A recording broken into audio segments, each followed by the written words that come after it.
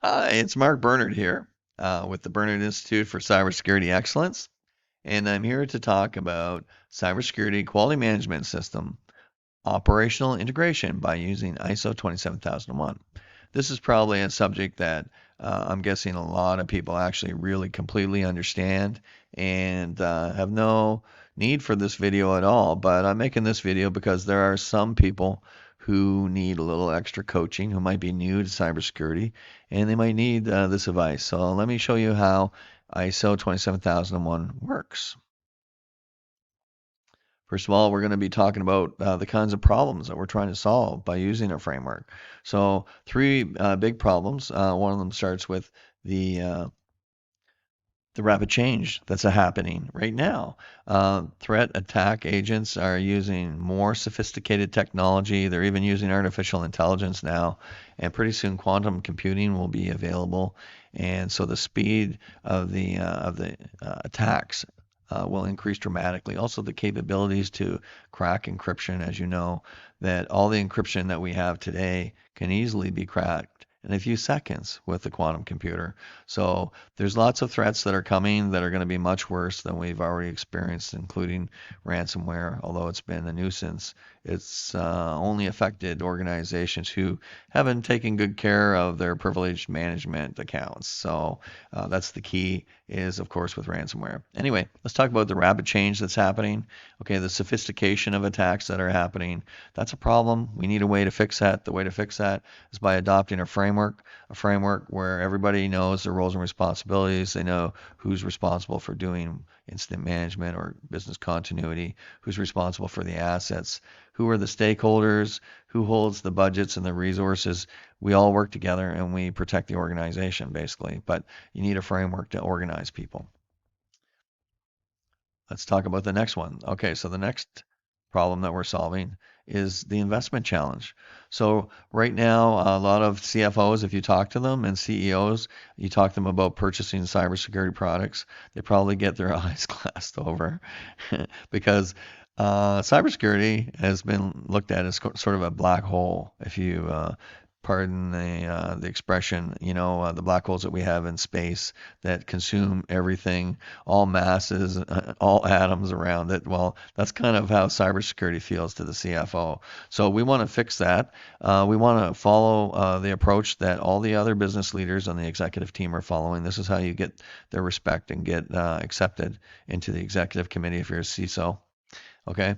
We want to create a budget. The budget has to be based on a plan and it has to be sound. It has to be based on risk assessments, a plan, and not just an operational plan, but also a strategic plan for the future because we can't buy all the products in one day. So we obviously want to address the highest risk areas where we're exposed first. So that's what it's all about is controlling the investment by having a plan and that demonstrates the maturity of the program. And ISO 27001 can help you do that. What else can it problem can it solve? It can solve program control. So that's somewhat related to the investment problem. Is program control because the senior management team doesn't feel like they have any control over the program. They hire an expert and expect the expert to do their job, but a lot of these experts don't know what they're doing either. So it's a bit of a cat and mouse situation going on. But ISO provides the training wheels. ISO 27001 provides the training wheels for anybody who understands it, how to build a program, how to implement a program, how to ongoing management to keep the lights on, to keep it running under steady state. It provides all that information. So you create a governance committee, you have designated roles and responsibilities, you have a program that's designed. Now, today we're only going to be talking about one half the program. If you watch my other videos and if you subscribe to my channel and you hit the bell so that you're notified of all the different videos that I create, then you'll see that I've already talked about the quality management system, how it relates to ISO 9000, 9001. And I've also talked about the first set of controls in the ISO standard, clauses 4 to 10, which make up the management system. And that's where the program governance comes along. Okay, so let's get going.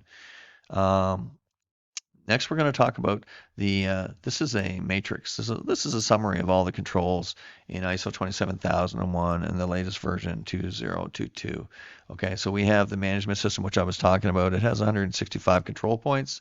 These are the clauses 4 to 10.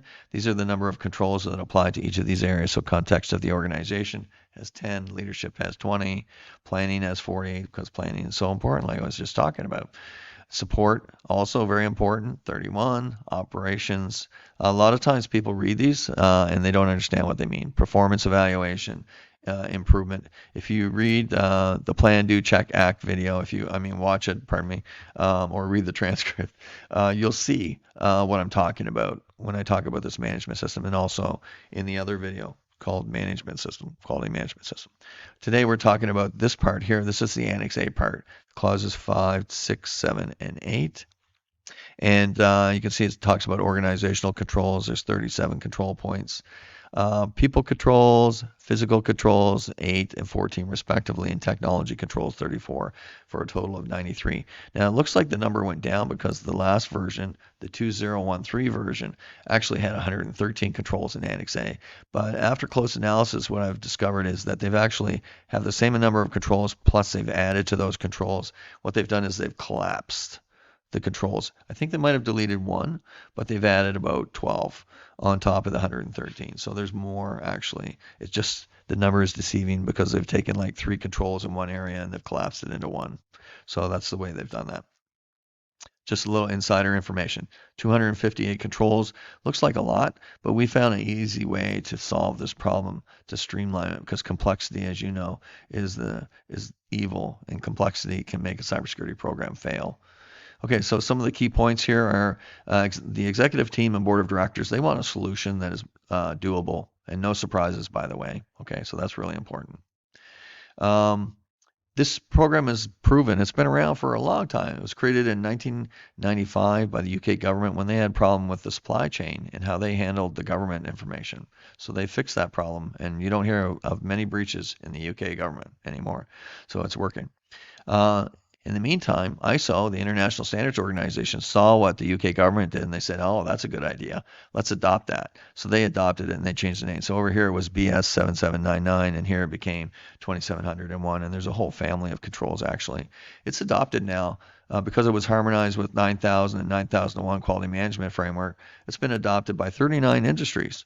Everything you can think of, from all kinds of manufacturing to sales to technology to space. Everybody's adopting this framework. 167 countries have been following this framework and adopting it over those 39 industries. Also, there's been over 100,000 cybersecurity professionals that have reviewed this and critiqued it and added their opinions to it. So, and those 100,000 plus have happened since 2005 in the 167 countries. So it's well done. It's proven. Now, within the framework, as I mentioned before, there's 165 controls in the management system, which I already talked about in an earlier video, so go check that out. And this segment, we're going to be talking about Annex A controls and how they apply. Okay? So it's very short. You can see there's 37 controls again in organizational control, 8 under people, 14 under physical controls, and 34. The best way to do this is to take a look at your organizational chart. Take out the executive officers, because these are the people that are responsible for budgets and for people. And they're responsible to the chief executive officer, and the executive officer is responsible to the board of directors. So these are your stakeholders. These are your risk owners right here. Now what we've done is we said, okay, well, under these risk owners, there's managers and the subject matter experts. True. And then we've gone through the controls and we said, okay, so how many of these controls apply to, for instance, chief legal officer? 6. How many apply to the chief people officer or HR? 12. How many apply to the chief financial officer? 4. And how many apply to the chief technology officer? 67. So obviously there is quite a bit of weight in technology because a lot of the controls are integrated into the servers and the applications, and they try to make the system foolproof so that nobody can break it. Okay. And what we do is we help write policies, procedures, practices, and standards because you have to document. That's one of the big things. I don't talk about it too much, but I will mention it here. It's sort of a theme in quality management. Say what you do what you say as it goes. Now we take those policies, procedures, and standards and we put them into an operations manual. And the operations manual looks something like this, the table of contents. We got service management, security management. We have asset management, identity and access management, change management, configuration management, release management, incident management. We have problem management, cryptographic key management. We have supply chain management, capacity management, availability management, service continuity management, and physical and environmental management. So those are some of the topics. We put it into a manual because this is an easy way to train people on. It's an easy thing to keep updated and follow, which is really important to keep all your material updated and be able to train people on it and test it.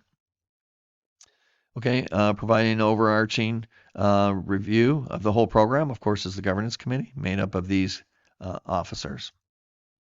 And the chairperson is usually the manager of the cybersecurity program. Let's talk about the technology stack, because within each of those portfolios, there is a technology stack. These are the technologies that officer, the chief marketing officer or chief legal officer use in order to perform the duties that they need. And with the assets that we're looking at include people, information software, hardware, telecommunications, and facilities. Okay, again, the executive team provides overview. They have the ownership. They're responsible for the technology stack within each of their portfolios, the software tools that their employees use, the technology, the hardware is usually provided by the information technology group. Okay, and usually gets divided up like this. So if you follow the sort of the cloud framework, you have software at the top level. So the software part is probably managed by each of these departments or divisions. Now, the platform and the infrastructure, that could be managed by the IT department or it could be managed by a cloud service provider. So that's how we look at that. We divide that up. So you can see here, this is the technology stack. This is how the assets are divided. Pretty straightforward, right? Okay. ISO is conquering the world. It's the number one de facto standard out there for cybersecurity in the globe. Once you leave the US has their own frameworks, but everybody else is adopting ISO frameworks. The way to deploy this is, of course, that you build the program at the head office headquarters. Okay, that's phase one. And then once you get all the bugs ironed out, then you roll it out nationally. So within your country, within the offices and the branch offices and stuff, you roll it out. And then if you're a global enterprise, then you roll it out even farther across the globe. That's the way I've done it. That works every time. Okay, so if you need to deploy it, that's how you do it. Now, of course, you want to get things started. You want to write a project charter. We can help you with that. We can write the project charter and customize it for your organization. Almost every organization on the planet now is using project management, and project charters are a way to approve projects to get budgeting for the initial implementation. So this is the best way to go, project charter.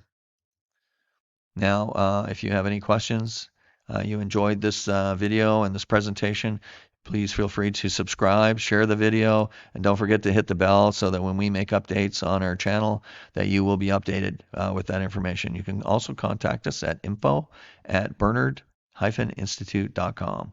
Thank you very much for your time. Have yourself a great evening.